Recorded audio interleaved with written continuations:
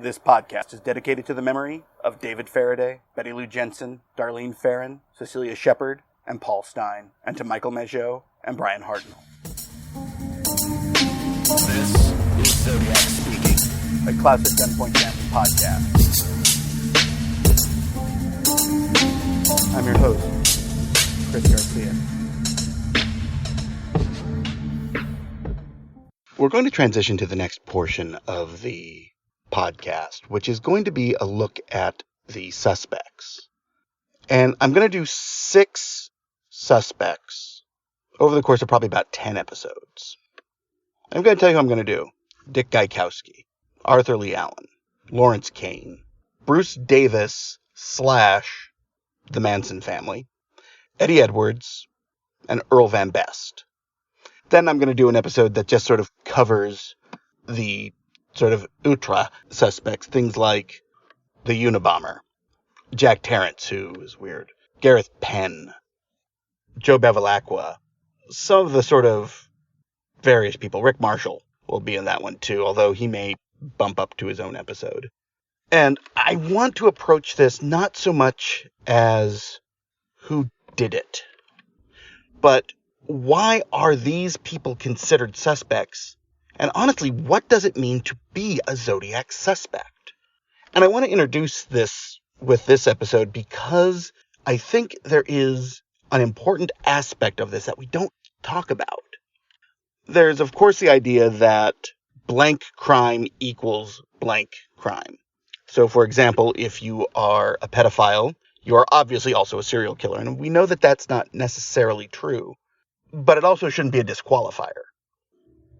I'm looking at some of these people, and, you have these ideas that a violent offender will have their limits.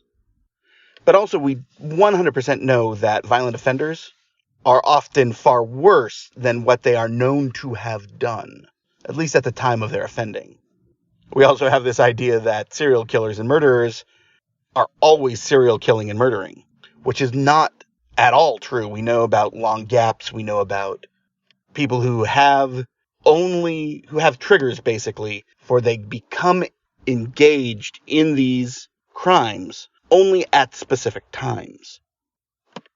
Also, I'm going to look at Eddie Edwards in particular with regards to the issue of Claims Department that I did regarding the Zodiac, where Marjorie wrote in with a lot of circumstantial and evidence-ish.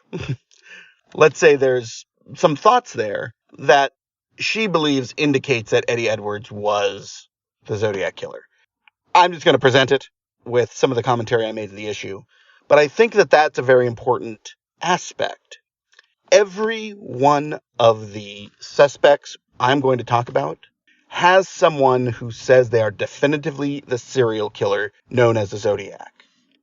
They also, all of them, have a lot of people who say they aren't, and most of them have completely disqualifying evidence against them.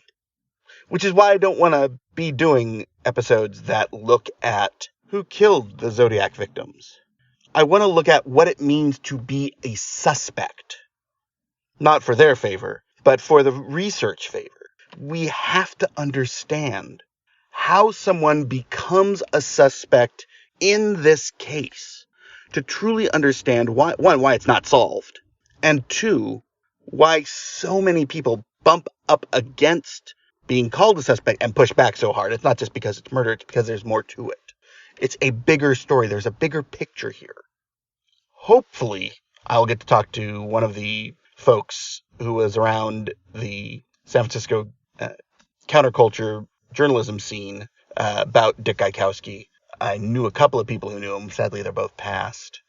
So maybe we'll find something to talk with there. But every person who has been named has something in common. Something very much in common. And not just, someone said they were the Zodiac. But they have all been scrutinized beyond the potential of them being the Zodiac for being a more general criminal. Most of them, of course, have some sort of police record. Most of them have indications of violence. But they all live or lived in a larger crime scenario.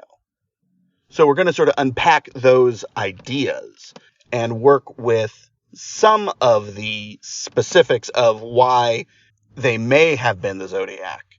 And of course, we're going to talk about why they aren't the Zodiac, because I don't believe any of these people are Zodiac or Zodiacs. That's one thing I'm definitely going to point out. More and more, the more I look into it, the more I think it's two killers. Benicia Vallejo, that's the first. The second, Lake Berryessa and San Francisco.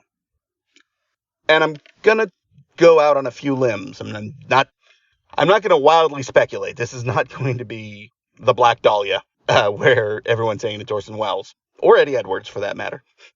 But I'm going to take a few steps into what we know about the suspects and take it a few steps down the road. This is going to be a very interesting series. It's going to be long. I doubt I'll finish it this year, for example, because it's probably going to be 8 to 10 episodes. But I really believe we'll be able to have a full picture of not only who the major suspects are, not only why they're the major suspects, but what it means to become a suspect and how people become suspects. So I hope you'll stay tuned.